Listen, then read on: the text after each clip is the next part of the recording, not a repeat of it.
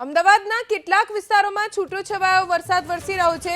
હવામાન વિભાગની આગાહી હતી સામાન્ય વરસાદની, ત્યારે અમદાવાદના કેટલાક વિસ્તારોમાં વરસાદ વરસ્યો છે। તો 9 સપ્ટેમ્બરથી રાજ્યમાં ભારે વરસાદની આગાહી હવામાન નિષ્ણાત અંબાલાલ પટેલે કરી છે। અંબાલાલ પટેલ મુજબ 9 સપ્ટેમ્બરથી ડીપ ડિપ્રેશન થશે। ડીપ ડિપ્રેશનથી કેટલાક ભાગમાં ભારે વરસાદની શક્યતા છે। રાજ્યમાં એક પછી એક સિસ્ટમ સક્રિય થઈ રહી છે। મધ્યપ્રદેશમાં એક સિસ્ટમ સક્રિય થઈ છે।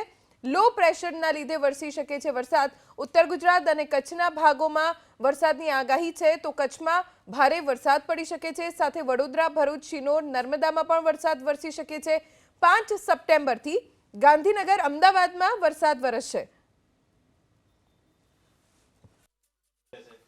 હજુ વરસાદ ગયો નથી, વરસાદ હજુ આવશે, કારણ કે એક પછી એક સિસ્ટમો બની રહી છે।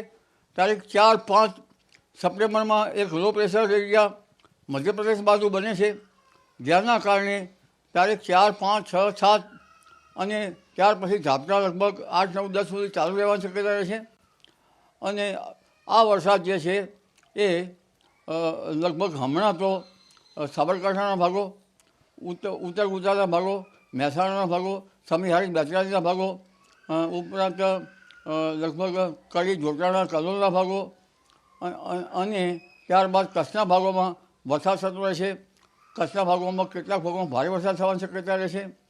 અને આ દરસામાં લગભગ બનાસકાંઠા ઉપરાંત મધ્ય ગુજરાતના ભાગોમાં પણ વરસાદ થવાની શક્યતા રહેશે। વડોદરાના ભાગો, બોરીના ભાગો, પાદરાના ભાગો, શિનોરના ભાગો, ભરૂચના ભાગોમાં પણ વરસાદ થવાની શક્યતા રહેશે।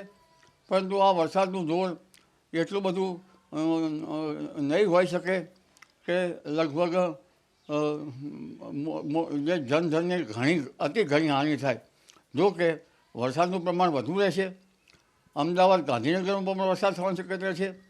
5મી તારીખથી 4મી તારીખે હવામાન પલટો આવશે, આજથી જ હવામાન પલટો આવશે। અને 5, 6 અને 7 તારીખમાં અમદાવાદ સહિત ગુજરાતના ઘણા ભાગોમાં વરસાદ થવાની શક્યતા રહેશે। અમદાવાદ અને ગાંધીનગરમાં તો આવતીકાલથી જ વરસાદ થવાની શક્યતા રહેશે। અને આજે સાંજે પણ હવામાનમાં પલટો આવવાની શક્યતા